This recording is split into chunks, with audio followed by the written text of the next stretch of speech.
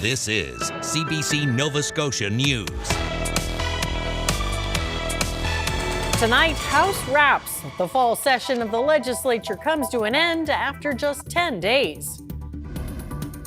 Stevie's struggle. A 5-year-old fights for her life in a Halifax hospital just weeks after her father dies in a motorcycle accident. And best of the herd. Farmers showcase their prize cattle at the Hants County exhibition. Fall kicks off this weekend with a real fall-like feel. We will see some sunshine in the mix with a chance of some isolated showers. Your full forecast is coming up.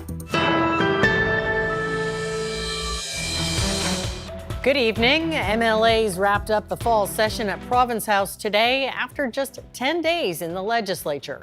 As Michael Gorman reports, the Premier says the amount of time spent in the House is less important than the business achieved.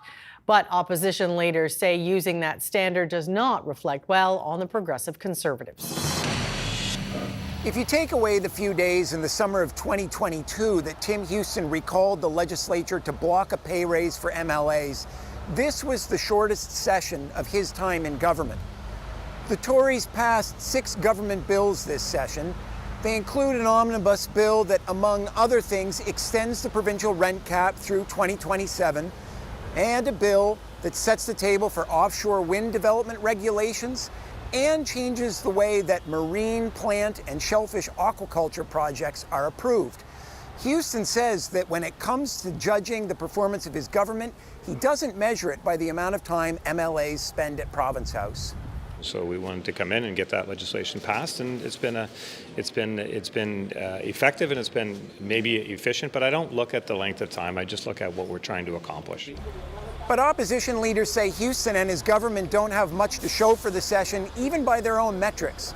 They point to the government's refusal to close a loophole that allows landlords to raise the rent by as much as they want when a fixed-term lease ends and a new tenant takes over an apartment. The government also refused calls by both tenant advocacy groups and landlords to create a tenancy enforcement and compliance unit. That's despite a report commissioned by the government that shows how such a unit could help. Liberal leader Zach Churchill says Houston was more interested in airing grievances with the federal government than he was in taking steps to help Nova Scotians. And so if you don't have answers, if you don't have real ideas to help with this, like I think is the case with Tim Houston, you're not going to want to be here to answer questions from the opposition. NDP leader Claudia Chender says Houston and his government are not interested in ideas from the opposition or the public when it comes to ways to combat the province's housing crisis. They're going to enact their plans from the Premier's office, and they're really not interested in feedback, and I don't think that's how a responsible government's supposed to work. One piece of opposition legislation was passed this session. It was an NDP bill that declares domestic violence an epidemic in the province. Houston initially signaled he was not in favor of supporting the bill, but changed his mind shortly after being confronted by advocates here at Province House. Speculation now turns to whether or not the Premier will adhere to his own fixed election date of next July 15th or go to the polls early. His party did themselves no favors in the speculation department when they passed a motion today saying that they will introduce their next budget on the first day of the spring session. Chender says a government would only do that if they plan to go to the polls early. Michael Gorman, CBC News at Province House. The Nova Scotia Utility and Review Board is getting ready to make a decision on alleged Liquor Act infractions after the accidental death of an employee at a Cape Breton restaurant and brewery last year. 48-year-old Dallas Lewis was brewmaster at Route 19 Brewing in Inverness when he fell 2 stories off the roof last July. The medical examiner says Lewis's blood alcohol concentration was more than 3 times the legal driving limit. No criminal charges were laid, and the Department of Labor found no safety violations. The province's alcohol regulator issued 3 infractions to Route 19 for allegedly allowing an employee to be intoxicated on the job, over-serving an intoxicated person, and not having control of the premises. According to testimony, no one noticed that he was impaired the night of his death. The review board will issue a decision at a later date. Well, two maritime communities in Cape Breton and PEI are rallying behind a little girl who's fighting for her life in a Halifax hospital. Stevie Butts may only be 5, but she's already had to endure a lifetime of hardship. Wayne Thibodeau brings us her story. Stevie is a funny, intelligent, very kind little girl. Stevie is also a sick little girl. For the past 2 months, she's called the IWK hospital home. Stevie's been diagnosed with a brain cancer that has quickly spread to other areas of her body. It's meant the little girl, who loves to color, dance, and play with her little brother Emerson, spends most of her time in a hospital bed. We're going for cure. That's what they keep saying, we're going for cure. There's no reason why we shouldn't, because she's doing so amazing. From my perspective as the parent, watching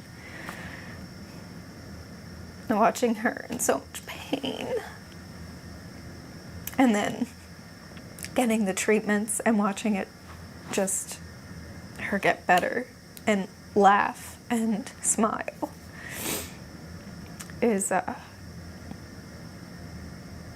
just, it gives me a lot of hope that she's not gonna do anything but beat this. So, yeah. It all started back in June. Stevie began vomiting almost every day. Then her walking changed, and she started getting really bad headaches. A CT scan confirmed the worst, a mass on her brain. Further tests showed tumors throughout the little girl's body. Her mom, Kelsey, and dad, Adam Clements, were by her side every day. That's until late August, when her dad was in a serious motorcycle crash outside of Truro. I was actually sitting beside Stevie when I got the phone call, so I ran out of the room because I just couldn't tell her at that time. She was very much a daddy's girl, so. But the next day, I'd keep crying, and then I'd gather myself and just sit there. And then she finally looked at me and she said, "Mommy, why are you crying?" And I just said, I just told her when Daddy left here the other day, he got in an accident on his bike, and she just looked at me like, "Yeah." I said, "Honey, he died." Stevie is surrounded by teddy bears in her hospital bed, all wearing her dad's clothing. Her mom says she sprays Adam's cologne on the bears to remind Stevie her dad is still with her, helping her through her cancer fight. So too is the community in both PEI and in Kelsey's hometown in Cape Breton. I just wanted to be able to do something from here because I'm not able to be there all the time with them at the IWK, so I figured the least I could do is start a GoFundMe. You can't imagine that happening to your own kid, and that's essentially what she's like to me. I love that family so much. So. It's just like everybody kind of just rallied around us, and the folks from PEI and the folks from Cape Breton. It's been shocking, very overwhelming, the amount of support. Stevie has one more radiation treatment, and if everything goes okay, she may be able to return home. Her mom says that's all she talks about, going home. Stevie's battle is far from over, but she's told her mom she needs to work really hard to get better, because that's what her dad would want. Her mom says that they will continue to fight on, and she's confident it will be a battle they will win. Wayne Thibodeau, CBC News, Halifax. And Ryan joins us now with a look at the weather. And of course, the weekend is here. Not the beach weather, though, right? No, that summer-like heat that, well, of course, it was summer heat, mid-summer heat. That's, moving out, no doubt. More fall-like this weekend, but of course, fall officially arrives, and so fitting in that regard. High temperatures today, we're certainly feeling more fall-like. You can see we're into the high teens, some low 20s. The coolest Ingonish Beach at 16 degrees. Walking you through your timeline, that rain that's been over the southwest of the province on Friday throughout the day is going to be retreating off to the south, and we will see variable clouds tomorrow. Looks like we will see more sunshine in the mix for the northeast half of the province and the Atlantic coastline down into the southwest. The clouds will likely be a bit more stubborn, but we should see some sunny breaks there as well. There's an isolated chance of showers throughout the day on Saturday. Greatest risk is actually in the east. And then for Sunday, what we're going to be seeing is a similar story with a chance of isolated showers eastern and central areas. Note temps still very fall-like. We'll walk you through your 7-day coming up in a few minutes, Amy. All right. Thanks for that, Ryan. Thank you. Nova Scotia's school lunch program officially starts October 1st. But starting today, parents whose children attend the first 28 schools to offer the program can log on and order their first meals. The lunch choices are designed to appeal to children, but those with food allergies will have a more limited selection. The details on how to order are available at nslunch.ca. Well, the second weekend of the Hants County exhibition is now underway. As we hear from the CBC's Paul Palmer, many beef farmers are showing off their animals at the largest Canadian cattle show east of Toronto's Royal Winter Fair. Beef cattle were getting the spa treatment before entering the show ring. Cattle from all parts of the Maritimes have arrived in Windsor at the Hants County exhibition. More than 300 cattle will be making the rounds in the show ring at the Heritage Beef Classic. We brought some Simmental cattle here to show at the Classic Heritage Beef Show this year. We come here every year. We've been here since it started. We come here to support the show and promote our breeding stock, as well as get to meet different people in the industry. This is the 9th year for the show, and we knew eventually we would definitely grow out of our facility here. We had 382 entered, and we had to cut it down to 320. The beef barn is full of a wide variety of animals of many breeds and sizes. This bull weighs in at 1,800 pounds. While the cattle barn is full, there are still lots of other animals on the grounds. While workhorse classes were featured last weekend, this week there are dozens of horses taking part in several show jumping divisions. The Hants County X is billed as North America's oldest agricultural fair. It was first established in 1765. It is a lot of history, and that's why we want to keep it alive and keep it going. You've got people that have been showing here for generations and generations. But the exhibition isn't just about animals. All weekend long in the Harvest Hall, there are horticulture competitions and displays from local farms. Many arts and crafts of wide varieties are also being showcased. Dozens of vendors are on hand selling their products, and if you get hungry, don't worry, as there is lots of different things to eat. And of course, no exhibition is complete without amusement rides and all the other activities available on the fairgrounds. There's really something for everybody, and it's a great opportunity for those that may not have access to animals or agriculture to come around and check it out and get to touch an animal, watch the horses jump. The Hants County X wraps up late Sunday afternoon. Paul Palmer, CBC News, Windsor. Well, a Nova Scotia woman has written a children's book about a young girl with cerebral palsy and her service dog. It's called Happy and Dee's Adventures. Selena Alders caught up with the author to learn about the inspirations behind the book. Sonia Lee Damone works part-time at New Leaf Cafe, a social enterprise in Dartmouth. But on top of that, she's now an author. Her debut children's book, Happy and Dee's Adventures, will soon be in libraries across Nova Scotia. Who's on the cover there? I really want to raise awareness that people with disabilities can do things with a little bit of help. They can have their dreams come true. They can live a fulfilling life. The book follows Dee and her service dog, Happy, as they navigate starting school together. Damone has been getting rave reviews from her friends and coworkers. I think it's, might hear me say, it's worth a read. Making awareness about people with different disabilities. And did she sign a copy of the book for you? She did, and it has her autograph in it. What did she write? Best friends forever. Damone says having diverse representation in children's books will help people be more understanding from a young age. No matter what the person's disability is, don't walk away from them. Don't treat them like nobody. Don't treat them like they have a disease that's contagious. It really hurts me to see that.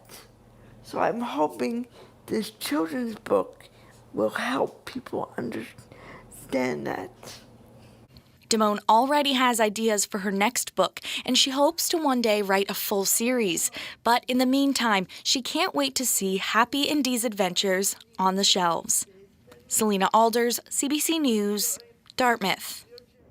A new exhibit in Cape Breton is showing off the art of Mi'kmaq beading. It's also a chance for the public to learn more about Indigenous history while seeing the artwork up close. Erin Potty has that story. Some use paint and canvas to create their art, but at this exhibit, the materials of choice are thread, sewing needles, and small glass beads the size of seeds. Anybody could just bead.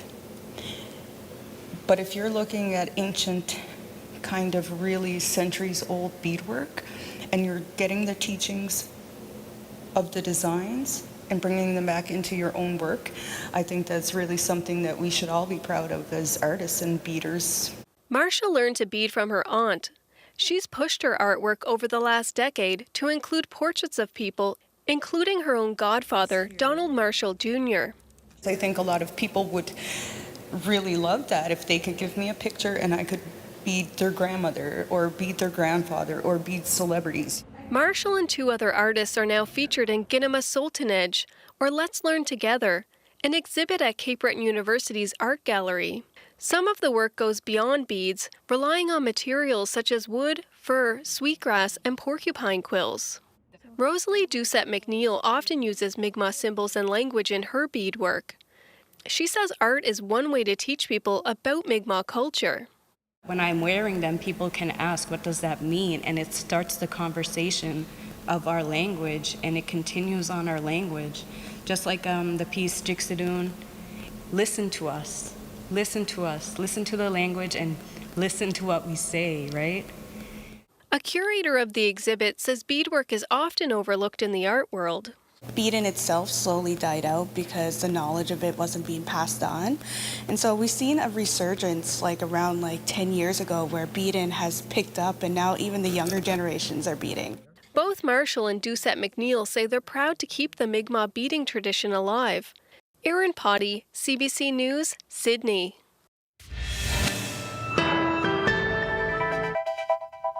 There's a look at the view from our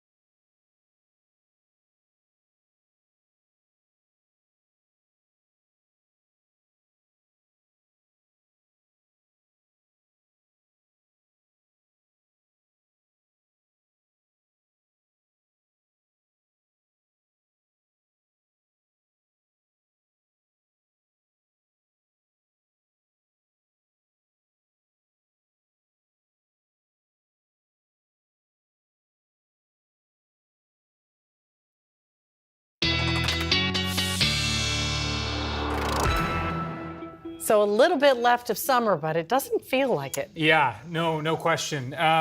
Just confirming if you could ask Frank if my mic's on. Yeah, I hear you. Okay, you do. Okay, my earpiece just cut out, so I just want to make sure that we want you to be everybody heard. Can hear me for sure.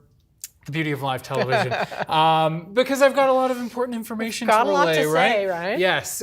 With fall officially kicking off, we've got, of course, it officially beginning on Sunday morning. And, you know, one of the questions I get is, how do we know it officially begins? Well, it's equinox time. And so have a look at this, the autumn equinox. And yes, so this is, well, we should tell everybody the time, 9:44. Set your watch. Set your watch, right?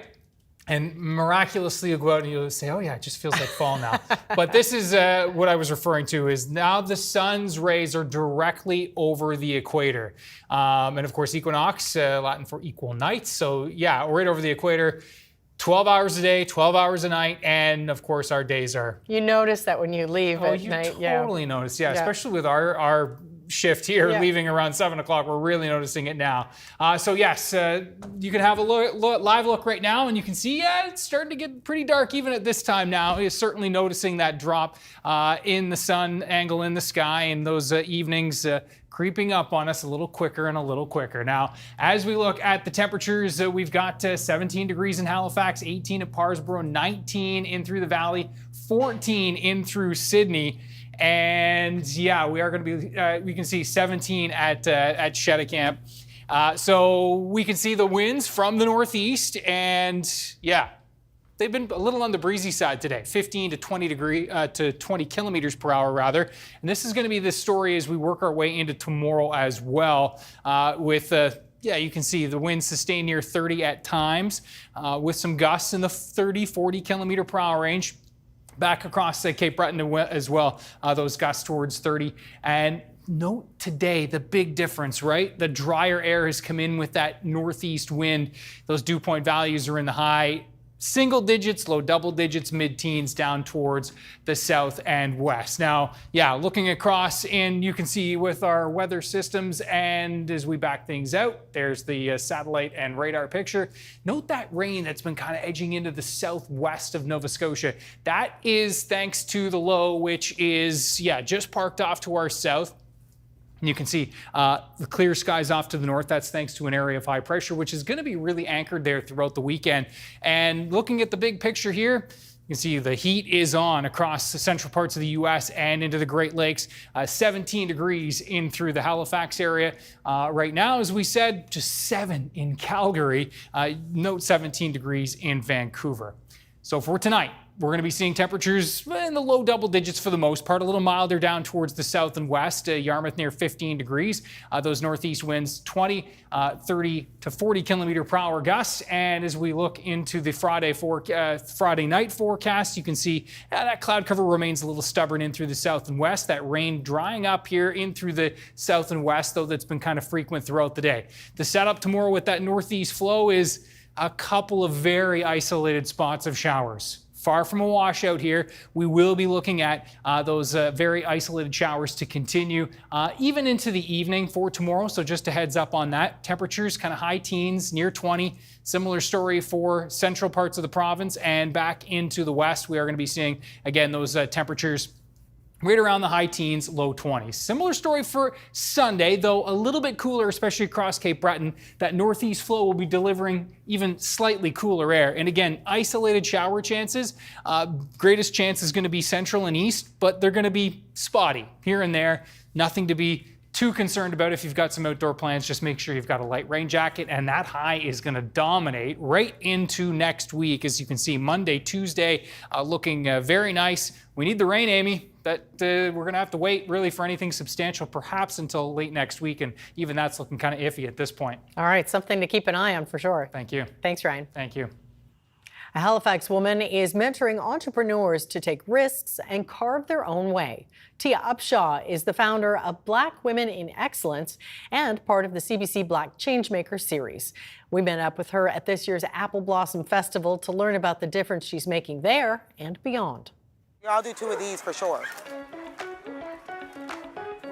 Look at this. Like, you have all black businesses here that are able to go home with more money than they came with today. They're going home with more contacts. They're building their network, which is, everybody knows in business, is your net worth. Hi, my name is Tia Upshaw. I'm the CEO and founder of Black Women in Excellence, located in Halifax, Nova Scotia. Well, we are up at Apple Blossom 2024, and this is our third year doing Blossom with BWIE. I come to Apple Blossom every year, and it really is genuinely a white space. Like, there's no black people, there's not a lot of diversity, and I want to do something. As someone who's worked for the town for a really long time and who grew up in Kentville, diversity is not something that you would typically expect to see at the festival. I'm just being honest about that. And it is something that both the town and, of course, Tia want to try to work on. I just look around the event itself and I see all these connections being made that there was no opportunity for that before Tia brought this year. So Black Women in Excellence started in 2020, and I'm an entrepreneur, and I was doing pretty good. So for me, I was like, it's time for me to turn around and, help another black woman out. And it started just as an idea, guys. Now we're a full-fledged non-for-profit organization where I've literally one-on-one trained 137 black women to help them start businesses. Yeah, she really look out for us. She run like some classes where she teach you how to write your market plan, your business plan, to do your business projection and stuff like that, which is amazing because before my first business, I didn't have a business plan or a marketing plan. She gets you into spaces you never dream you could have been into. You have black businesses here that are able to have, financial stability in their households. Women are being empowered. They're building confidence in their businesses. We're not just starting businesses no more. We're growing businesses. I haven't met another CEO that goes as hard as Tia does for her staff. And what I mean by that, it's not just seeing me as a program coordinator. She sees me as my individual person, and whatever talents that I have for my individual self, she'll put me in those rooms to help me build myself as a person. Only Canadian. My first business was a cleaning company, and in the beginning, people would say to me, "Oh, you only own a little cleaning company?" It wasn't a popular thing to be an entrepreneur in 2013. It wasn't something that was discussed in the black community at all. So when I went out and did it, even I had some of my family say to me, you can't take a risk and start a business. It's not going to be sustainable. You're going to go in debt and your kids are not going to be taken care of. And I was like, well, I'm going to have to take that risk. So for me, I had to prove people wrong. I had to do everything and anything to prove people wrong. And that same cleaning company that I was told not to do, I no longer own it. That cleaning company is now passed over to my 25-year-old daughter. You come to events like these and you hear people be like, oh, Tia did this, Tia did that. She's genuine. She makes such a big impact, and it comes from a place of passion and ingenuity. She's a go-to person. She goes for whatever she wants.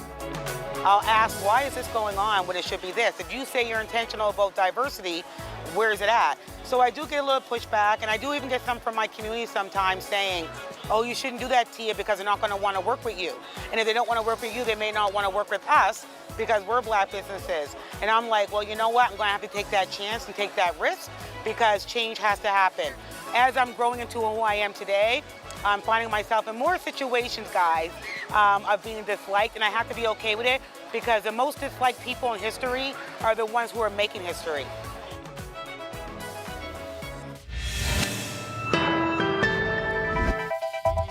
Coming up, court documents obtained by CBC reveal racist and sexist comments in private RCMP chat groups. And universities are expressing concerns after more cuts to international student visas. That's the topic of our Newsmaker after the break.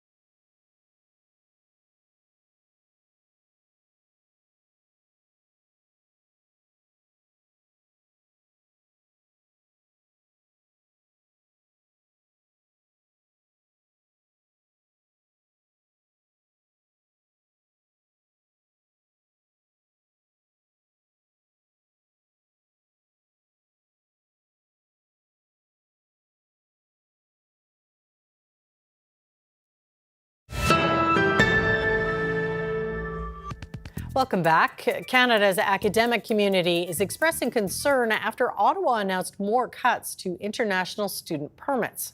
Experts say the enrollment loss and resulting budget crunch could impact Canada's reputation as a leader in education. Deanna Sumanak-Johnson reports. Once a foreign student himself, Madi Basiri now runs a popular tech platform that matches international students with Canadian institutions. He says the process has gotten harder. Now, I wouldn't know if I'm going to Canadian colleges. Do I get my postgraduate work permit? Do I not get it? How the list is doing? Uncertainty amped up by Wednesday's announcement from Canada's Minister of Immigration. First of all, we will be lowering the target for study permits by 10%. Also newly added, restrictions around permits for master's and PhD students and proof of language proficiency. The announcement built on a move made by the government in January to drastically reduce the number of international students Canada takes in, saying the institutions were relying too much on foreign student tuitions and that those students were straining Canada's already scarce housing market. I would say that the measures that we've taken up to now are working. But some say the moves are also endangering Canada's reputation as the hub for the world's best and brightest. By putting more restrictions and more complications around applications for master's and PhD students, we're telling the world we're wavering in our commitment to attracting these highly talented students who we need to drive our economy in the future.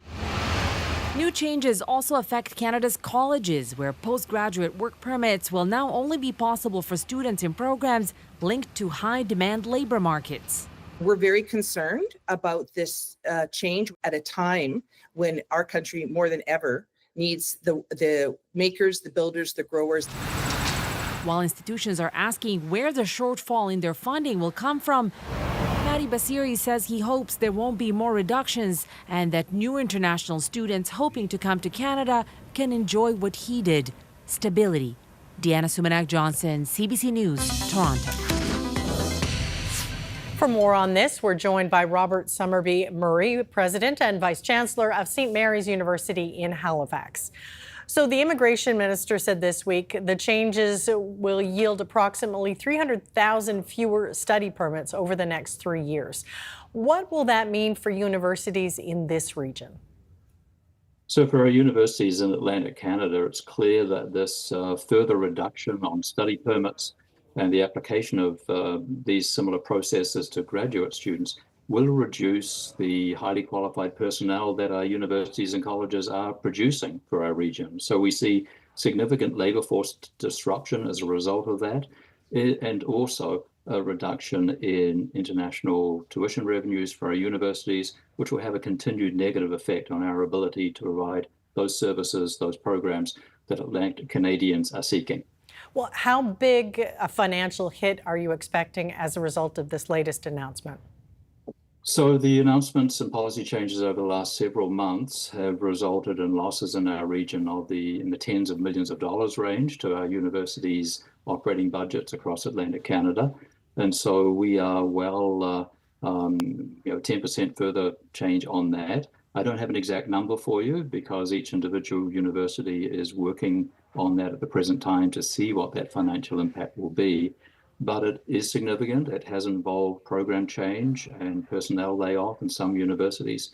And certainly it makes it much more difficult for us to maintain sustainable operating budgets as we go into the next financial year. So you see the impact beyond international students into what domestic students will see?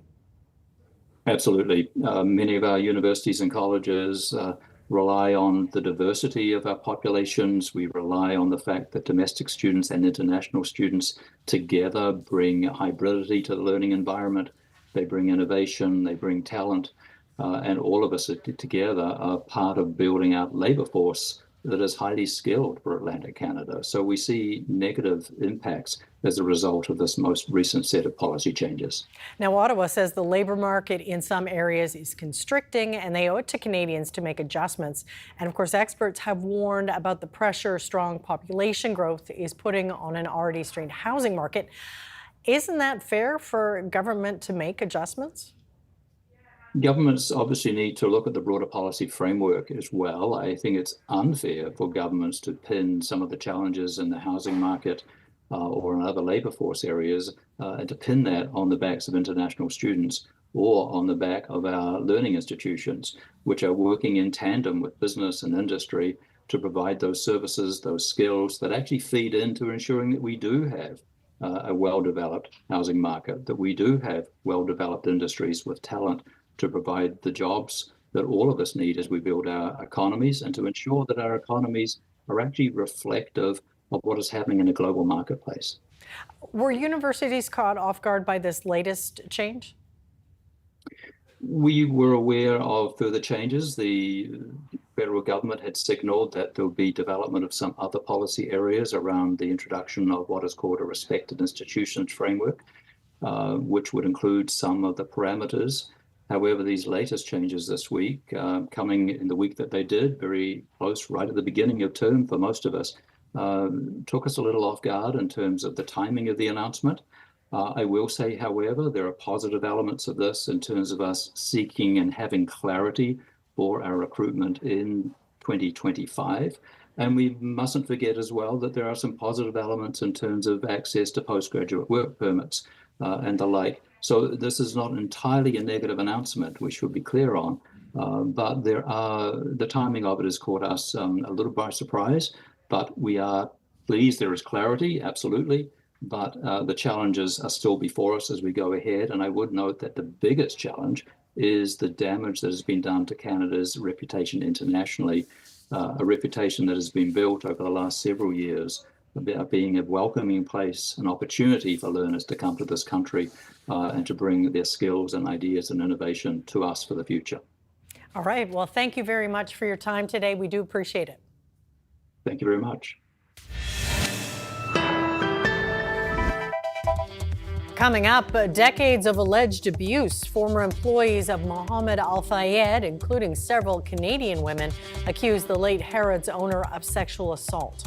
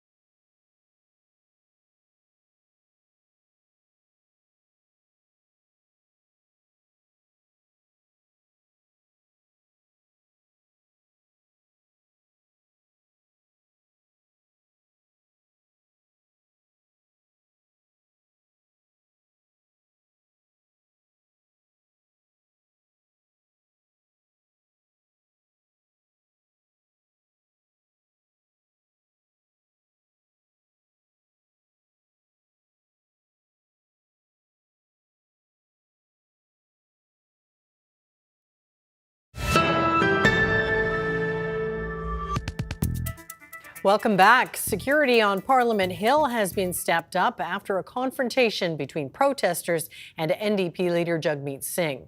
But some MPs say they still don't feel safe. As Olivia Stefanovich reports, they're calling for more protection before someone gets seriously hurt. Every time Pam Demoff leaves the House of Commons, the Liberal MP says she feels vulnerable.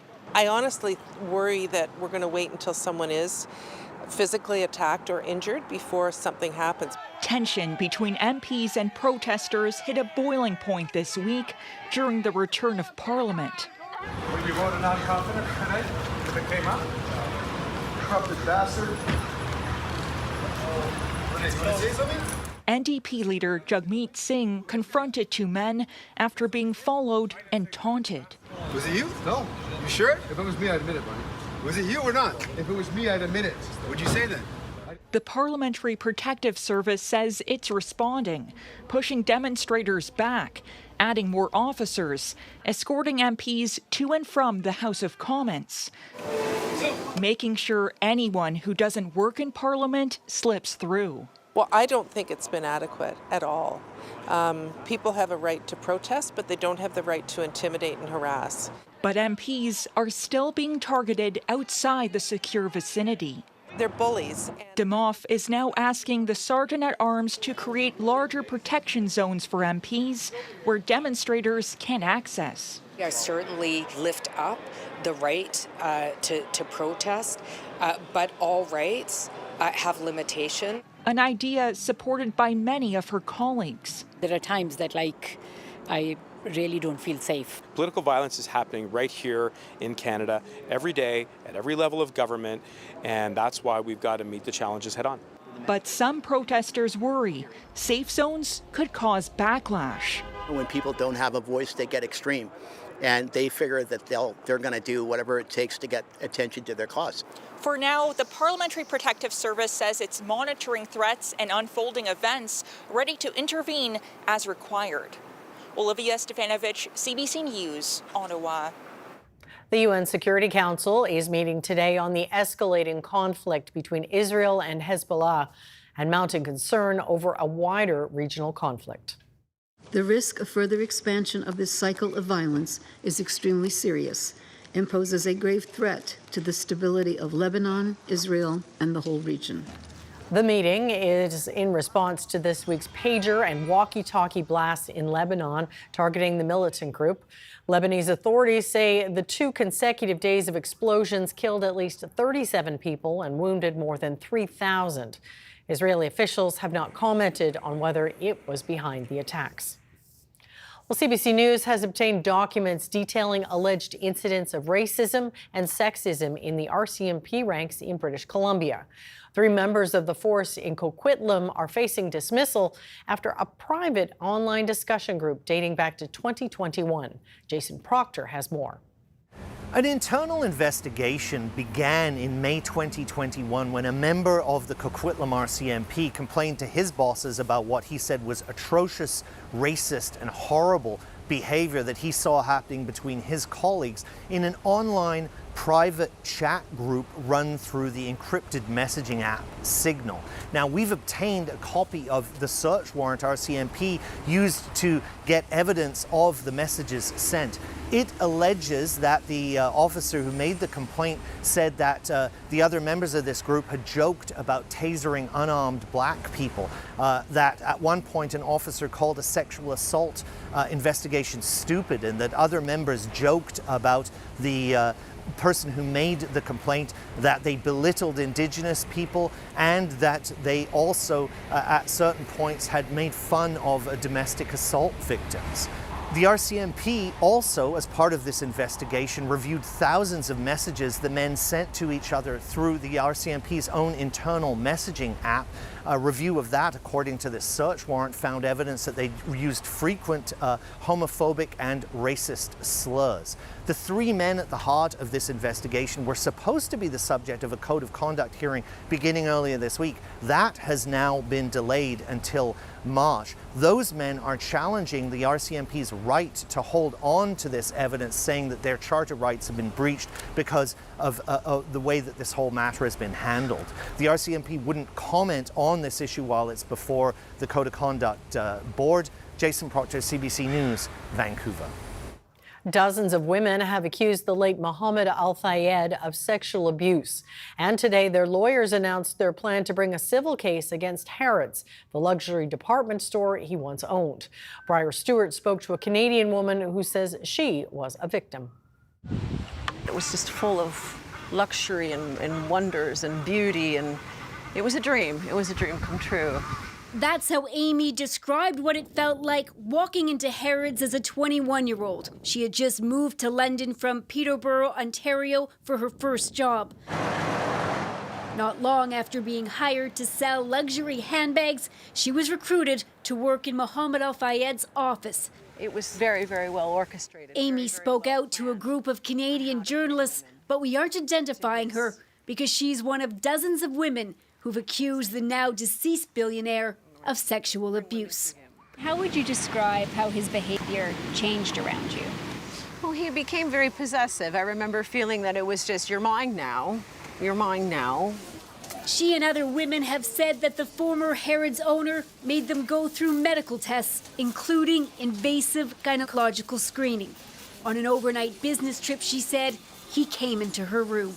And he proceeded to get into this bed and on top of me and assault me with clear intent of raping me without any doubt in my mind. And I had a moment, and I just said, if my mother only knew.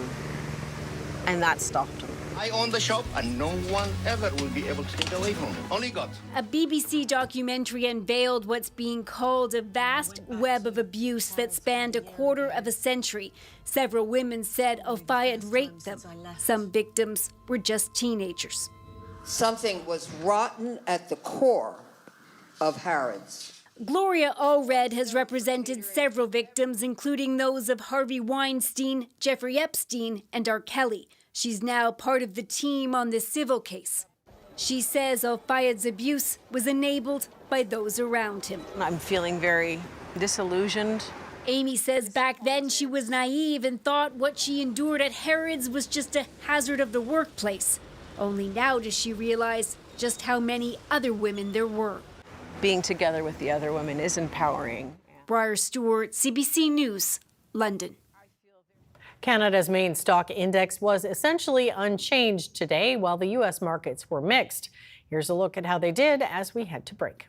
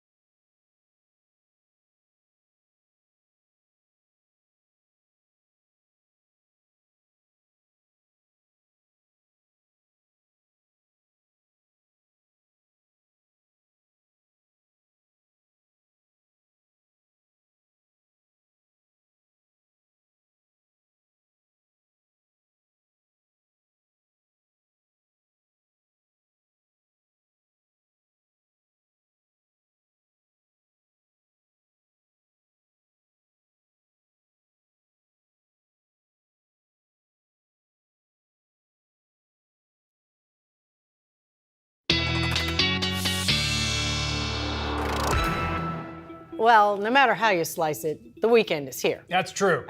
And, you know, it could be a lot worse, right? It could. It's been a lot worse. Yeah, absolutely. It could be a wet weekend, but it's not. We're going to see a few isolated showers tracking through the region, but nothing to be too concerned about. If you are maybe heading out for a hike, make sure you've got the rain jacket in the backpack. That's all I'd recommend. Now, have a look at our viewer picture of the day, and this, I would say, will be a popular spot any time of year. And this weekend would be no different. Beautiful, beautiful Gejimbujuk National Park. And this was the scene there Monday or Tuesday, not sure. One of those hot days. One of those hot days. Kim was enjoying this beautiful, beautiful park. Thank you so much to Kim for sharing Ryan's picks at cbc.ca. It's been too long since I've been there, and that is, of course, such a terrific spot. Keji will be right around 19 degrees tomorrow. That's where most of the province will be, kind of those high teens. Best chance of 20 will be in and around the Truro and Hants County area, and likely even some sections of the valley. We'll be looking at those northeast winds sustained in the 15-20 range with some gusts upwards of 30 to 40. For Sunday, a similar story in terms of the wind with the northeast flow, and in terms of the temperatures, once again, some isolated showers possible, but they do look pretty infrequent. The best chances will be in and around the Cape Breton area and into the east. And let's just get right to the 7-day. You can see that, yes, fall arrives on Sunday, and then it will be, nice pretty much seasonal right through next week. No complaints, right? No complaints at all. Yeah, and I think we're all ready for fall. Yeah, enjoy it. Yeah. Okay, well, when a rhino broke a front leg at a safari park in England, a team of specialists stepped in to help get it back on its feet. And every leg counts for an animal that has to carry 800 kilos of weight around. So Amara, the southern white rhino, needed a 5-hour-long operation that officials are calling groundbreaking. That's because there are no records of dealing with this type of injury to a rhino. So the team relied on their knowledge of treating horses and applied it here. And after 27 weeks of recovery, Amara could join the rest of the crash, which is what you call a group of rhinos. There you go. Now you know. Now I know. All right, that is it for us tonight. Thank you so much for watching. We will see you next time. Have a great weekend.